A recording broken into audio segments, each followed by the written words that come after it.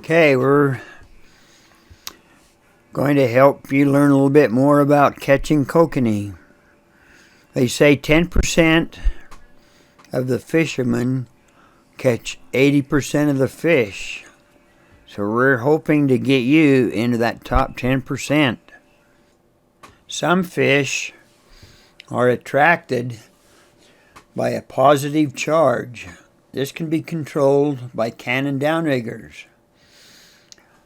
They say a kokanee needs 0.65 volts. Now this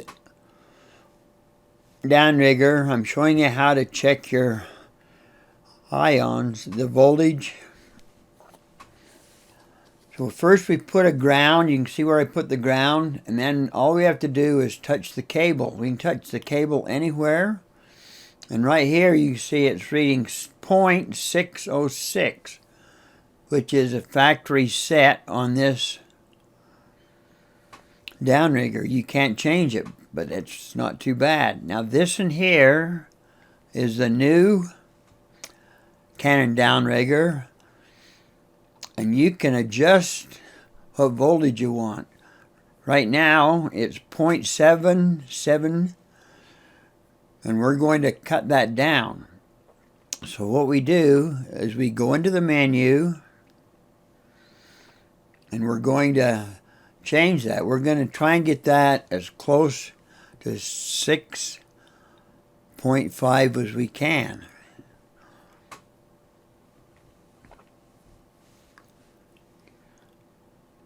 And so I've changed it to 6.6, which is close enough.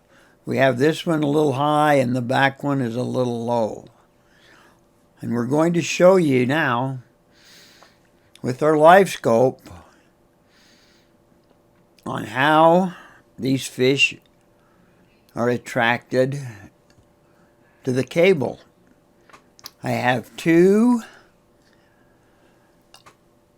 different transducers. The one on the right is the Live Scope, which is one of the newer ones they came out with. The one on the left is one of the first ones they came out with. Each transducer costs about $1,500. So there's $3,000 just in transducers. And I'm at Strawberry Reservoir in Utah. And fishermen will see all these fish right up here at the top on their 2D sonar. And they get really excited. But guess what? That's just a trash fish. Some people will see that and they'll say, boy, there's a lot of schools of fish. But we don't want them. We don't want nothing to do with them. And they're all over Strawberry. And you can see some down the bottom at 55 feet. We'll catch them. Now down the middle, you'll see numbers 20, 25, all the way down to 60. That shows the depth of the right transducer. Now the left transducer, you can't see the depth because I didn't get my camera positioned right. So we're going to watch both of these transducers. Now we have on the right one, you can see the downrigger ball, and if you look really close, you can see that line. That downrigger ball is about 38 feet, 37 feet. And now watch the fish, what happens when they get close to there. And over on the left, the same thing. You can see a downrigger ball. There's probably two downrigger balls over here. Now watch these fish as they get close to that wire. Now the junk fish don't stop as much. Now over on the right, we're looking forward to the boat 70 feet. And here comes a whole big herd or school of kokanee. They're coming in slow. When it gets to about 30 feet, away from the boat, you'll be able to start seeing them on the left screen. And here they come.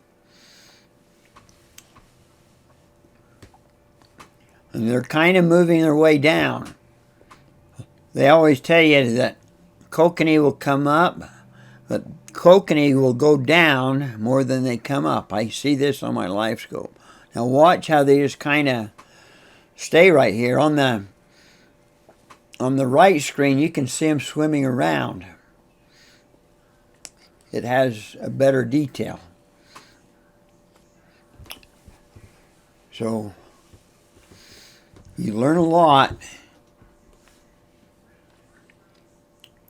by this Live Scope. It will teach you things about fish that you never did realize before.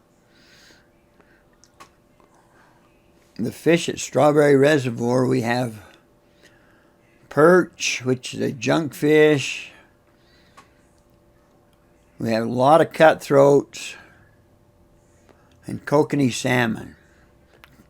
Kokanee salmon, people that fish with a boat, that's their favorite fish to fish for. The ones on the bank fish for rainbows and cutthroats. There's quite a few rainbows in here too. And you look at all of the chubs that's in this place. Seems like there's millions of them. And people that don't know how to read a fish finder get mixed up all the time because they see all these chubs. So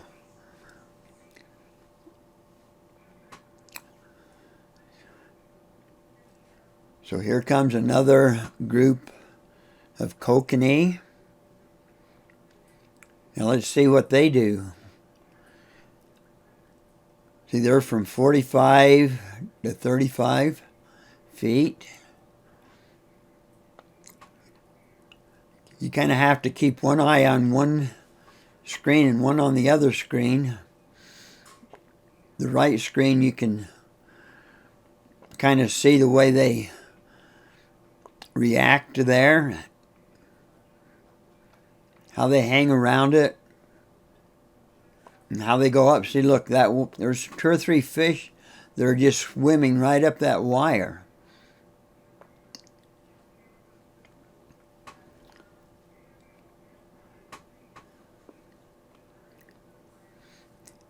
Now here is probably 2 cutthroats that are coming through. Over on the left, I have a trail turned on so you can kind of watch them. I don't like the trail turned on the right screen.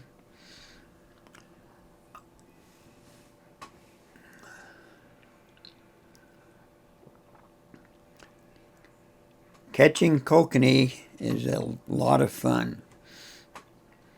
Now right now the temperature is 48 degrees, which isn't an ideal temperature for kokanee.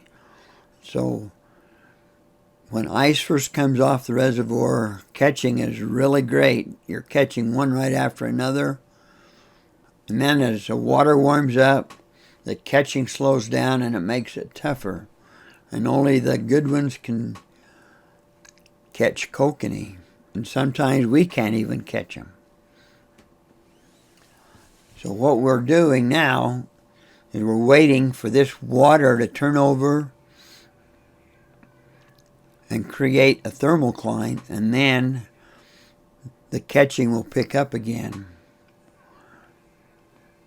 I just put my cameras out, decided to make this video.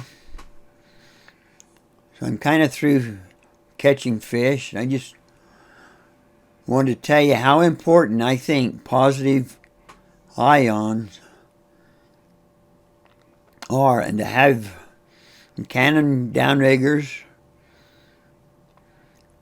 will help you with that. If your boat is too hot, it will scare fish away.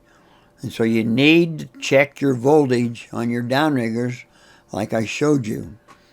And if it is really high voltage, then you need to change it. This is just some of my tools I use. This is the Humminbird Mega 360. You can look down in the left corner and you can see the frequency I have it on. I have it on this 400 to 500 frequency. They have two frequency settings. And that's the frequency setting you have to have it on to troll in this deep water for kokanee. When I'm on shallow water, I have it on a lot higher frequency. But on that high frequency, this Mega 360 is only good at this frequency here.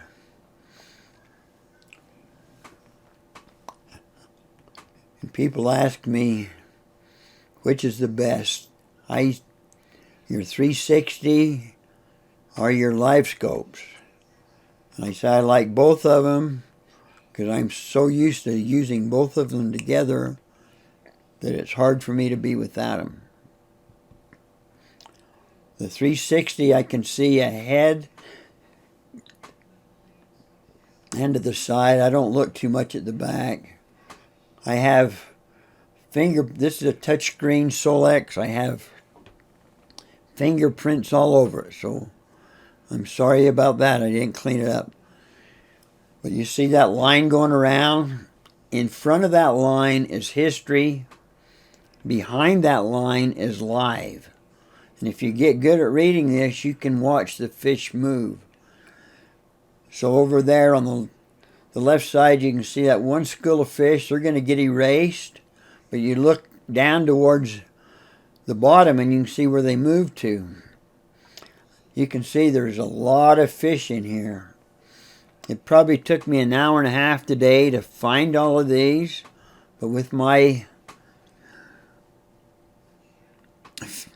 fish finders, if they're around, I can find them. It might take me a long time. Now remember, a lot of these are junk fish in here.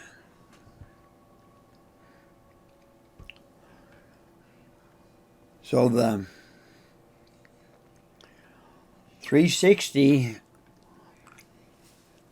can get me going in the wrong direction because I can't quite tell if they're junk fish or if they're kokanee schools. Most of the single ones are probably cutthroats or rainbows.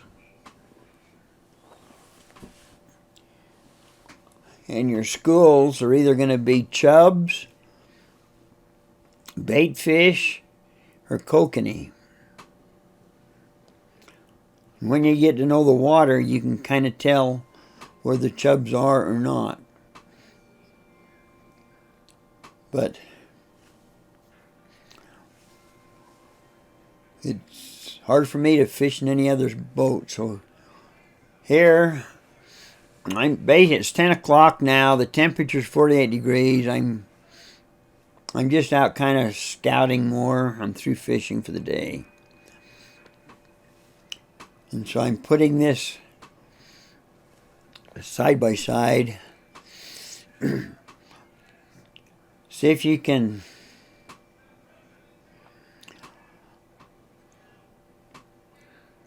kind of see the fish there. You see more chubs coming in.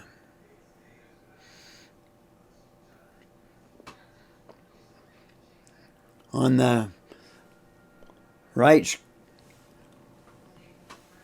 Live Scope, that transducer, I'm looking 70 feet in front of the boat, and then it's looking about 70 feet down. So I can turn that any way I want. If I want to turn it back and look at my lures, I can. But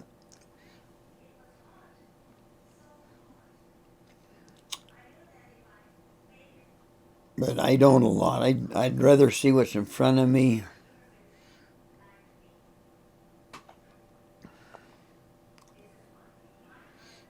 And on the left, in the transducer,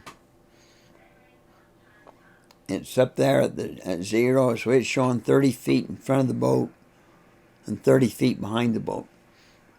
I have the Live Scope transducer, the one that's on the right side. I have it mounted on this right by my steering wheel. It's on a pole, so I can turn it any direction I want. If I want to look to the side of my boat, I can. If I want to look to the other side, I can. Right now, it is pointing straight the way the boat is going. The transducer on the left that has the blue screen, it is mounted on the back of my boat, but it is also mounted so I can turn that transducer to look any way I want. And so I have it turned so that I'm looking. So I watch the fish coming to me.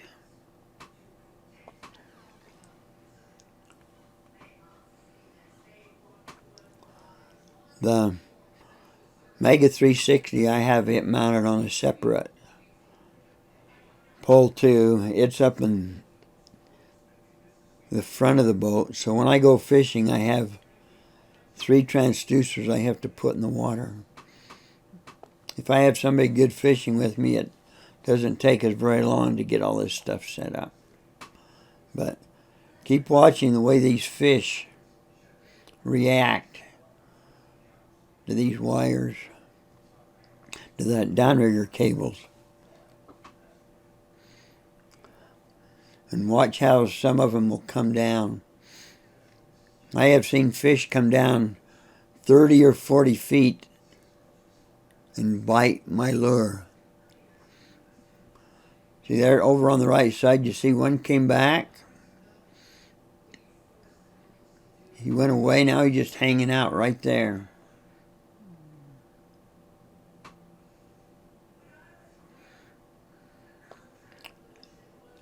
Right now there's no thermocline, so the kokanee are kind of scattered. As soon as we get that thermocline, then most of the kokanee will go right to that thermocline.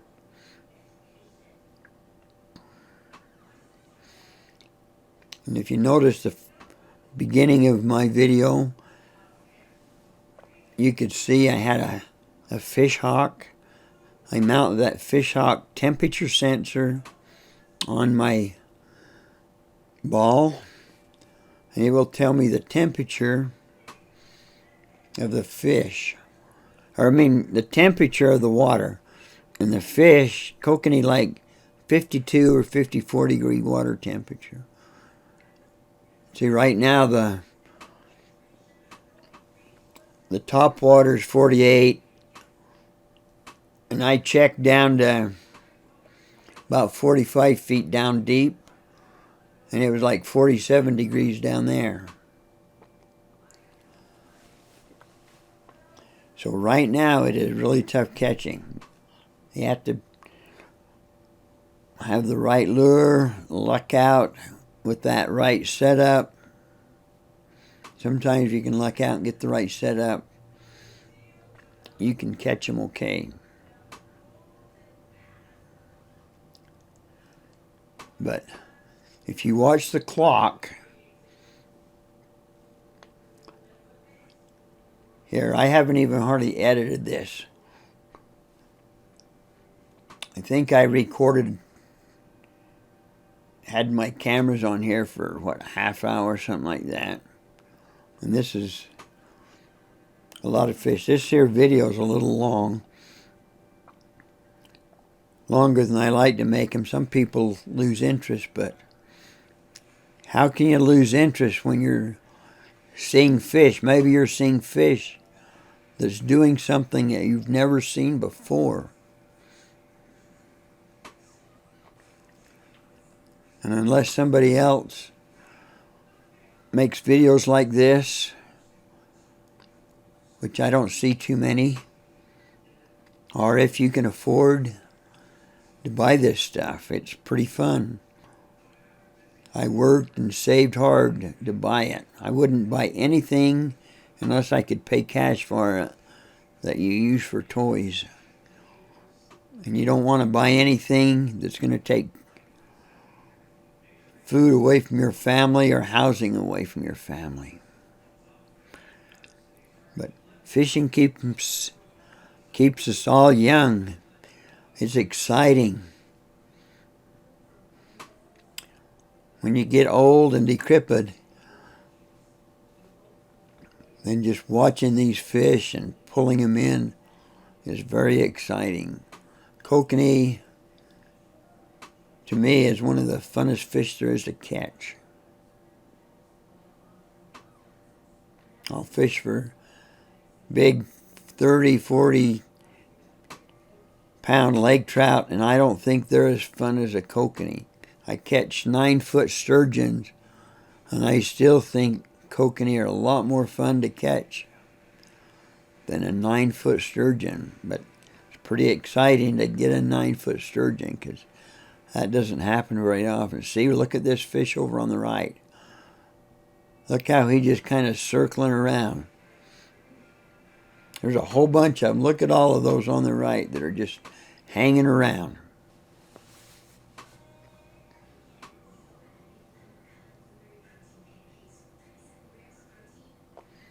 Have you ever seen anything like that in your life? How they'll just hang around that wire. Look, they're going up it. So don't you think that proves that small electrical voltage of 0.6 volts is helping attract those fish to your lure?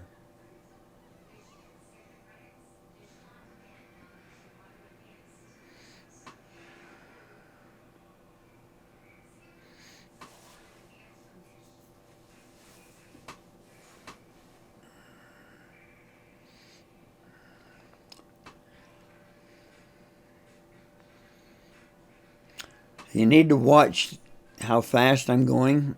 I use iTroll to control my speed. So I'm changing my speed between 1 mile an hour and 1.7 miles an hour. And if I think I can hone in on a certain speed, then I might stick to that speed.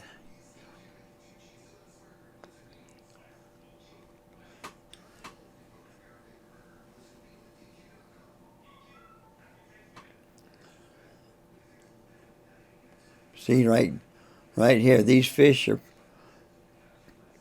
you're seeing now, they're having a fun time looking at my downrigger cables. They probably get a buzz from that electricity. What do you think?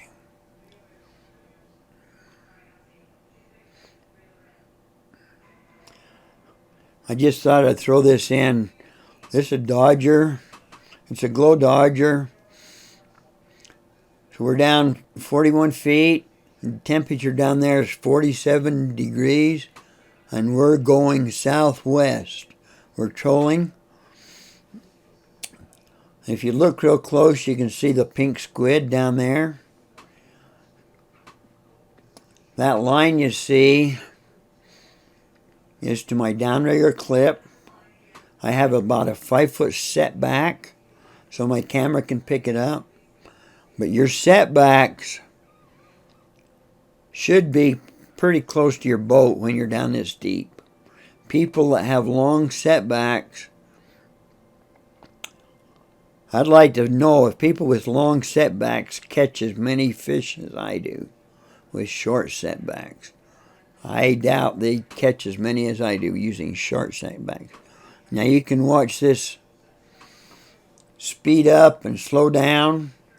That's a sling blade Dodger. It's 5.5 inches. That's a glow. And look how it glows down that deep. I kind of let this run a little bit. This is so you could see how the footage changes as I speed up and slow down. It changes. that camera will record how deep it is,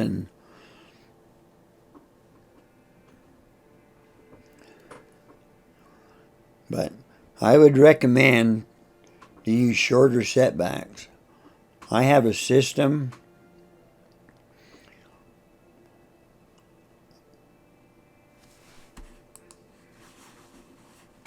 where I use line counters, so my setbacks are pretty set.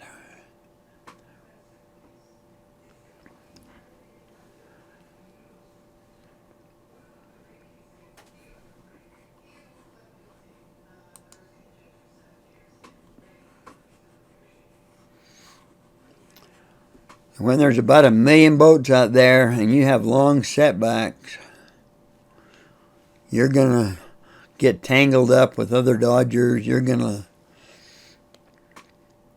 lose your line, and there's no need to have long setbacks.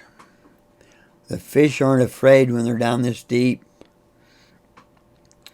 If you watch those fish when I was showing them to you, they weren't scared at all. I've made videos where I've showed you when they're right up on top how scared they are. Then you can use your longer setbacks. But when the fish aren't afraid, come in with short setbacks. Now this fish here, I wasn't watching the poles, and so he was on there for a little while. You can see my Scotty clip. I love that Scotty release clip. It's my favorite clip. I've gone through a lot. So now we're just teaching this little cutthroat. We don't like cutthroats. They still are bait.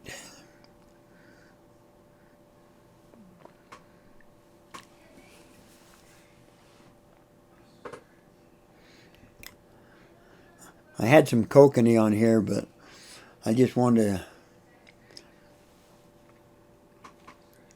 show you kind of how that dodger reacts, how that squid reacts, and the glow you get out of these dodgers. That's a pretty good glow, and it seems like it glows forever. And fish love that glow. I don't know why, but they do. They're attracted to it. This is a live camera. I didn't have it down very long. I just probably put it down for about 20 minutes just to get a glimpse of what this dodger and squid looks like and what that glow looked like down this deep. See, he's still on. I've edited some of this out too. It took me a long time to realize he was on there. But we're coming to the end of the video, and I hope you enjoy my videos. This one was quite long, but if you watch it to the end, I appreciate it, because I don't really do this for myself. I do it so I can help other fishermen become a lot better. And if you study and think, use your imagination, you can probably become very proficient at catching fish.